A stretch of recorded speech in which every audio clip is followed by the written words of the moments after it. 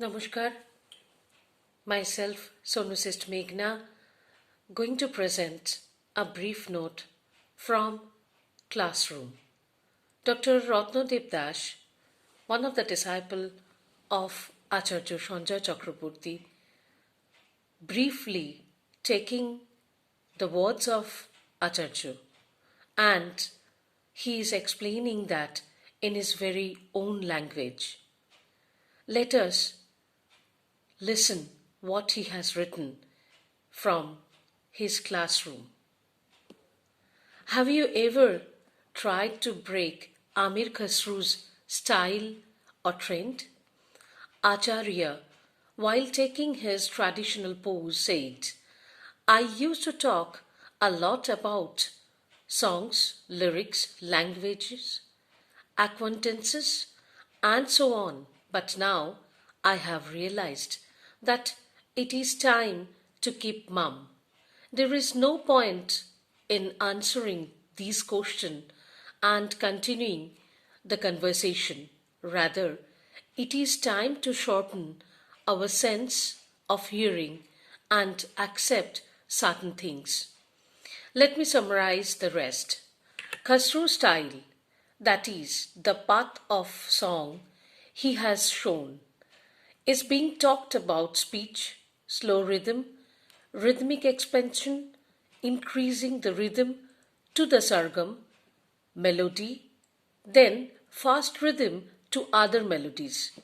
This method has been used for a long time.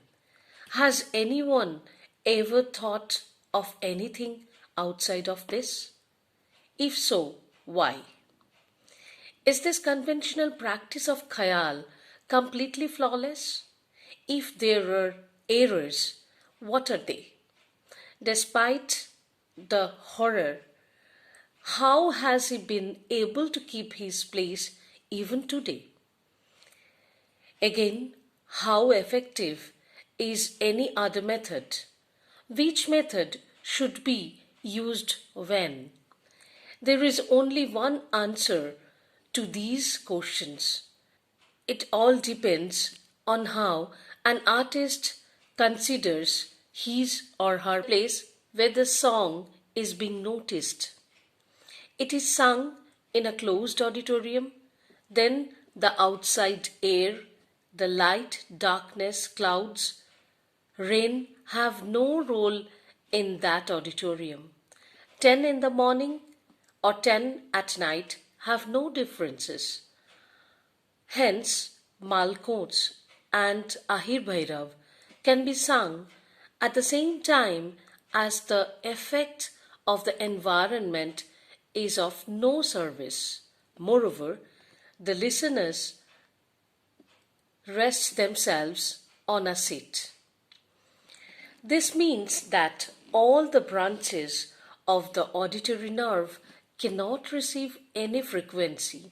So, everyone in the auditorium is nothing but the audience.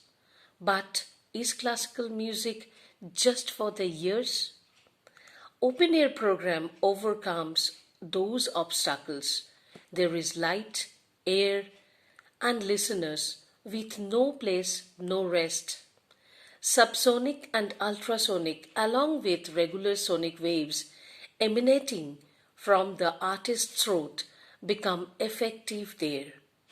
The form of anger combines with the environment to create a unique response, and with it, the auditory nerve's ability to perceive it. The body receives it differently. So, the listener not only listens but becomes a receiver too. Music not only is meant for our ears but for our souls too. That is the reason Sri Chaitanya Mahaprabhu talked about singing while talking to people. What we are saying today on a scientific basis is what he had realized long ago with his soul. Tomorrow is coming. At what time of the day and in what season it will be sung. The surroundings affect the audience. It is like a game in the air. The reason has already been stated. At the end of it is the man and his mind, how to subdue the mind of the listener and receiver. The artist should learn the technique with the same dignity as the practice of music, because the mind can sometimes be restless, calm, tired, excited, happy, and sad. The artist has to create the insight to see such a state of mind separately. Only after considering his own abilities, he or she has to decide the rhythm, style of singing, frequency influenced by the time, place, mental state of the person in the front seat. This is called psychoacoustics. The better the artist understands psychoacoustics, the more popular he or she is.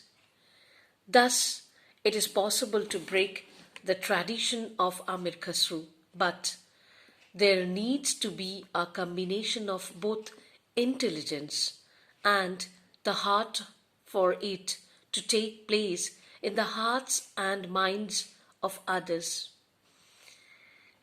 It will be beneficial for the body. Life will become music. Although the class is over, whatever we have understood is just the beginning. Breathing in life into music, breathing life into music is so fulfilling. Who knew? Thank you. Namaskar.